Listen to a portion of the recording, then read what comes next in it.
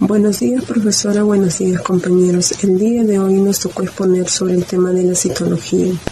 La citología es una ciencia que, según su etimología, estudia la célula y todo lo relacionado con su complejidad, su estructura, sus funciones con el microscopio y su importancia en la complejidad de los seres vivos.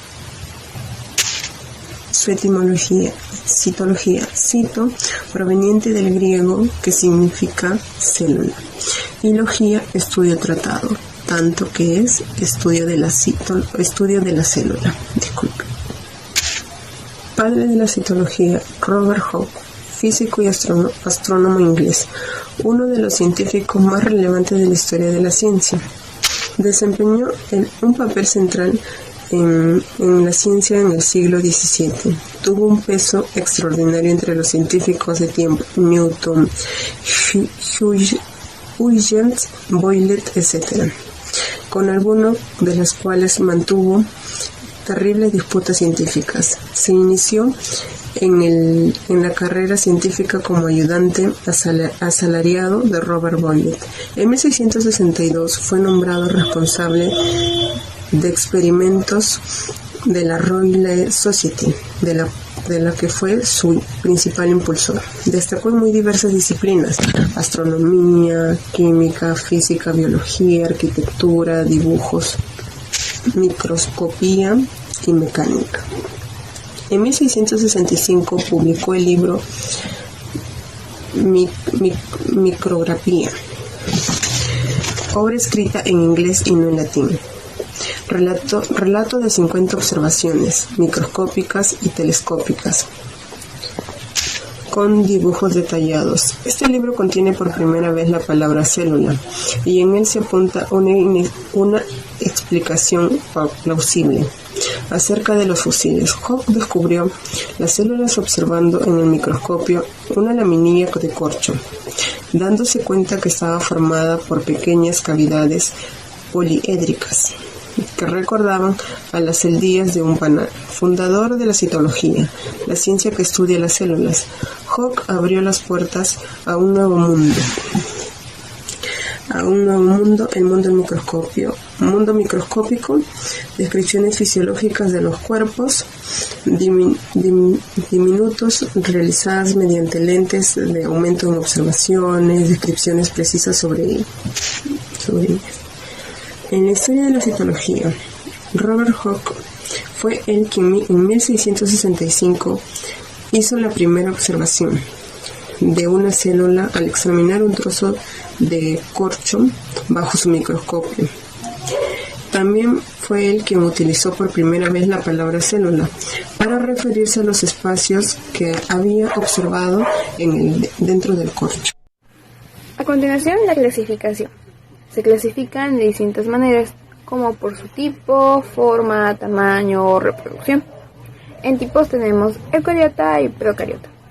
Pero el día de hoy solo hablaremos de las células eucariota, la cual etimológicamente viene del griego eu, que significa verdadero, y carion, que significa nuez o núcleo, pues son células organizadas principalmente eucariotas, las cuales se caracterizan por presentar un núcleo celular definido y un citoplasma dividido en organelas, la cual está cubierto por un material hereditario. Existen tres tipos de células eucariotas: animal, vegetal y organismos protostáticos. También se clasifican en tamaños, como ya lo había dicho. Aquí hay tamaños microscópicos y macroscópicos. Macroscópicos a simple vista del ojo humano, mientras que microscópicos con la ayuda de un microscópico eléctrico o óptico. Sus medidas van de micrómetro o nanómetro, como por ejemplo una mitocondria mide 1 micrómetro, mientras que la proteína mide 4 nanómetros y los lípidos 2 nanómetros.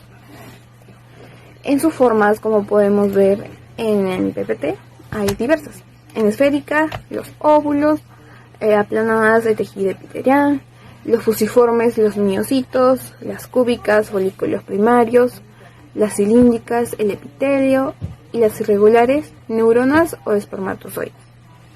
Pero también hay su reproducción, existen 3 tipos de reproducción celular eucariotas: la bipartición, gemación y esporulación. La bipartición, el núcleo se divide formando dos del mismo tamaño. En gemación, el núcleo se divide en 2, pero quedan 2 células de distintos tamaños. Y en esporulación, el núcleo se divide repentinamente y forma células llamadas esporosas. Partes de la célula. Las 3 partes principales de la célula son la membrana plasmática, el núcleo y el citoplasma. La membrana plasmática protege a la célula, proporciona un entorno estable dentro de la célula y tiene proteínas que le permiten interactuar con otras células. El núcleo. El núcleo contiene y guarda los cromosomas que transportan la información genética y organiza los genes en cromosomas específicos. Citoplasma. El citoplasma es el líquido gelatinoso que se encuentra en el interior de la célula. Da forma, soporte y movimiento a las células y se divide en 3: citosol, citoesqueleto y organelas. El citosol es el medio interno del citoplasma. En él flotan el citoesqueleto y los ribosomas. El citoesqueleto es la red grande de fibras proteicas y otras moléculas que dan forma y estructura a las células del cuerpo. Y organelas son 6 organelas: ribosomas, lisosomas, retículo endoplasmático, aparato de Golgi, mitocondrias y peroxisoma. Hablemos de ribosomas. Es la partícula hecha del ARN y sirve como el sitio para síntesis de proteínas en la célula. Lisosomas son orgánulos celulares unidos a la membrana que contienen enzimas digestivas. Retículo endoplasmático, red de membranas dentro de la célula a través del cual se mueven las proteínas y otras moléculas. Aparato de Golgi, pequeños planos afiliados formados por membranas dentro del citoplasma, líquido parecido a la gelatina de la célula. Mitocondria, estructuras pequeñas de una célula que se encuentran en el citoplasma. Es el líquido que rodea el núcleo. Y peroxisoma son orgánulos citoplasmáticos muy comunes en forma de vesículas, pero con una membrana. Las funciones de la citología son 6. Funciones de relaciones. Es cuando la célula manifiesta la capacidad de percibir estímulos que reciben y reaccionan frente a ellos, de manera que manifiestan la sensibilidad. Transformación del alimento. En el interior de la célula, el conjunto de transformación recibe el nombre de metabolismo. Es la esencia íntima de nutrición. Las reacciones del metabolismo pueden ser de 2 tipos. La primera, la transformación del alimento en materia propia de la célula, y otras descompone las sustancias en otras más sencillas. Las funciones de la nutrición. Su misión es proporcionar alimentos para transformar en un interior, convirtiéndole en sustancias propias. Luego sería desintegrar para liberar energía que se necesita para vivir. Funciones de reproducciones. La reproducción celular se reduce en división mediante la célula se parte en 2 o más trozos, los cuales aumentan el tamaño hasta alcanzar el origen.